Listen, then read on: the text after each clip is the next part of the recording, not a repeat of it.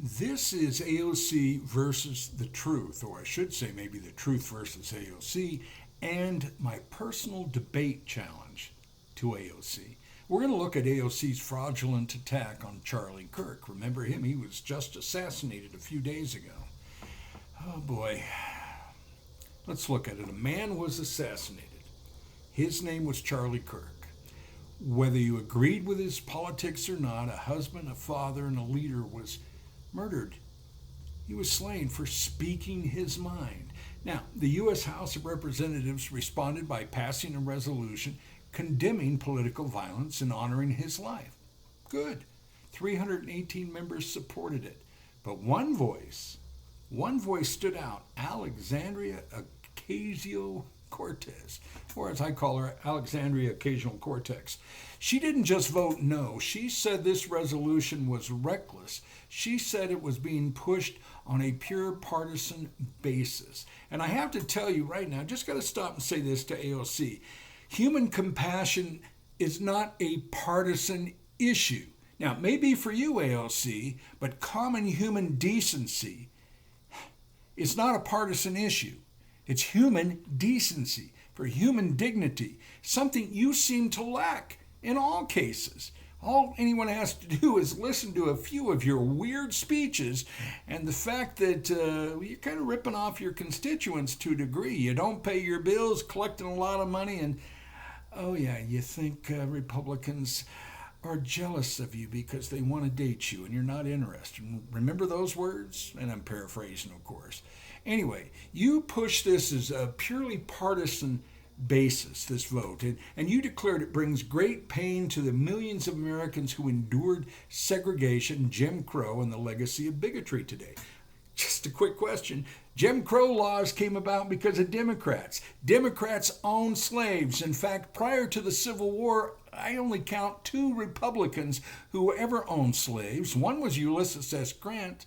If I remember right, the Republican Party, AOC, was started in, 1854? By 1859, Ulysses S. Grant freed his slaves. And there was one other individual, and I forget that person's name, but beyond that, 99.9% of all slaves were owned by the party that you belong to, AC. Study some history. Come on, get a book. And not one by Che Guevara, okay? You think it's a great pain to the millions of Americans who endured segregation, Jim Crow, things that your party started, and the legacy of bigotry today, which your party continues, AOC. It's ridiculous. So, we can look at the legacy of bigotry, AOC's floor speech on September 19th today. Think about that.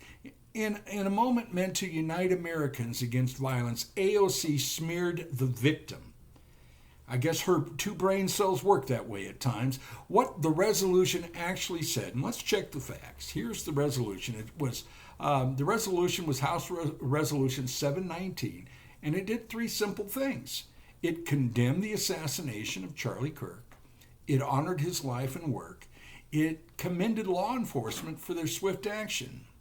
That's it. No partisan attack at all, except from AOC. No mention of segregation at all, except from AOC. No talk of bigotry at all, except from AOC. Just a clear stand, folks. Violence is wrong. The assassination of Charlie Kirk and really any political or civilian figure is wrong. Yet AOC hijacked this moment and turned it into ideology, a very bad ideology, And let's look at AOC's words, unfiltered.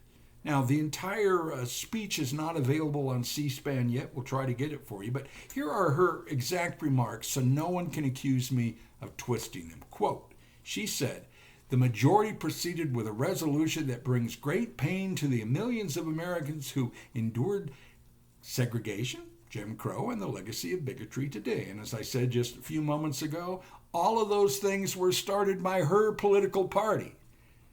Yeah. Here's another quote. "This resolution is being considered on a purely partisan basis." No, it was deconsidered on a purely partisan basis. The AOC basis, where everything goes through her weird socialist communist ideology and her hatred and her racism. And, I don't think, though she claims she has, a degree in economics, she obviously doesn't study history, because if you look at fascism, which I'm doing a whole series on it, you can get some of those videos right here on YouTube or Rumble. She is the fascist. She meets the definition. Absolute meets the definition. And we'll spell that out for her, because I want to hold her accountable and I want to debate her. So friends, what AOC does is not leadership at all. It's self-serving, it's anti-American, it is anti-common sense, it is anti-compassion, it is anti-human decency. She has none of those qualities at all. None of them, which, based on her background, her communist, socialist leanings, all of that, well, they kind of dehumanize people. And she's very good at that. So why this is fraudulent? Let me be clear about AOC. The resolution condemned violence. She opposed it not because of what it said, but because she couldn't resist a headline. She's always seeking those little headlines. To her, the headlines are like a drug. They feed into that weird false self-identity that she has. She looks in the mirror. Wait, remember that Bible passage? We now look in the mirror dimly, but then face to face. Well, she looks in the mirror and very dimly. She sees herself as she thinks she is, and if we just clean that mirror up, she would actually see what and who she really is. A total and complete anti-American fraud. There, I've said it. It's very clear.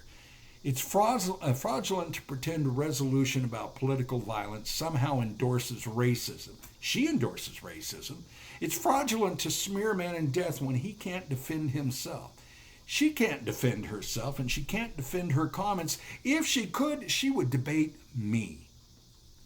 What do you think? It's fraudulent to use tragedy as a political weapon. And by God, AOC, we've got a man who has 2 kids without a father. We have a woman who lost her husband because of people who follow your ideology. Now think about that, AOC.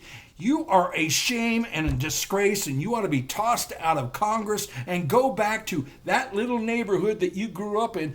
Oh, wait, it wasn't a poor neighborhood, was it? You actually were raised in a fairly wealthy family, and you lied about that, didn't you? You've got a pattern of smears. Now, this is not new. Disagree with AOC? You're a bigot. Oh, yeah.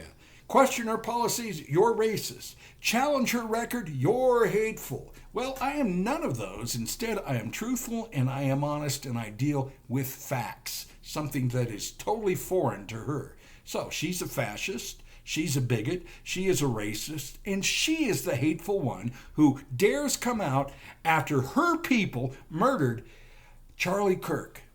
And she starts pointing the finger at us. Oh my God, she's hateful. This tactic silenced debate. It just silences it. It bullies opponents, and today it dishonored the memory of a murdered man. He is barely in the grave. You're a despicable human being. And that's why it's got to be called out. And again, let's back up here and look at her record in New York. So let's move from Washington, where she shouldn't be, to her district in New York. Remember Amazon HQ2, their second headquarters? They were going to put it in her district, and thousands of jobs were coming to Queens, billions in economic growth, a chance for working families to thrive, but AOC led the fight to push Amazon out. She celebrated when the deal collapsed, just like she celebrates the death of Charlie Kirk. Now, she'll deny that part, but hey, she likes destroying people because she's got such a sick ideology. She feeds off of that ideology and tries to present herself as something she is absolutely not. Result, in New York and Queens, no opportunity. Let's call it all of New York. No opportunity, no jobs. Her constituents lost while she claimed victory. And her victory, I guess, has allowed the drug trade in her old neighborhood, in her district, prostitution, the thievery, and all this crap to grow based on this racist, bigoted woman.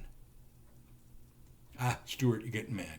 But anyway, this is the pattern. Headlines over hard work, grandstanding over growth, That's AOC, and the people she represents pay the price.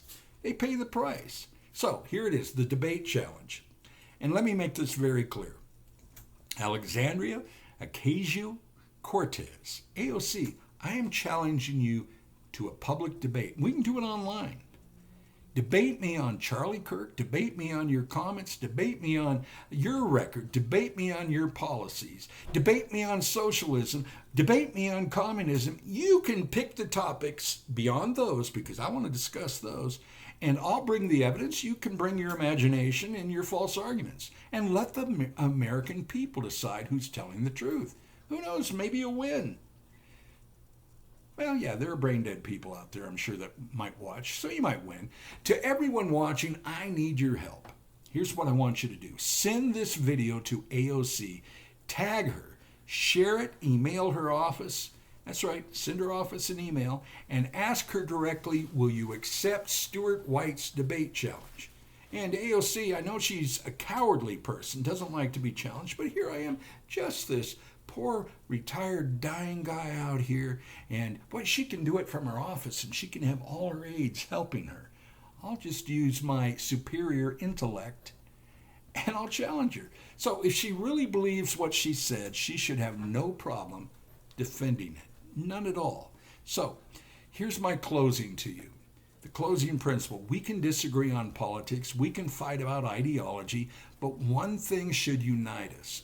Political violence must always be condemned. And instead of standing with her colleagues, AOC chose to smear the victim.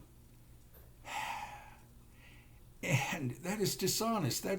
Folks, that is destructive, and that is why she must be exposed. She must be removed from Congress, and God forbid she becomes the takeover senator for Chuck Schumer's seat, even though he's pretty bad himself. But she doesn't deserve to run this country down, to destroy families, to present this really stupid, dangerous ideology, and to insult a good, godly man by calling him a racist, a bigot, etc., when he was none of those. None of those. And perhaps I should do a video on, here are 5 things that Charlie Kirk was not. And he certainly wasn't an AOC. Now, he didn't approach things with anger. Sadly, I did today, and he didn't do it with hate. I don't hate AOC. I hate what she said. She's the hater. But I will come out with truth. That is my background. That is my media background. That's my personality, facts, and truth. And if she has the courage, she'll step onto that stage.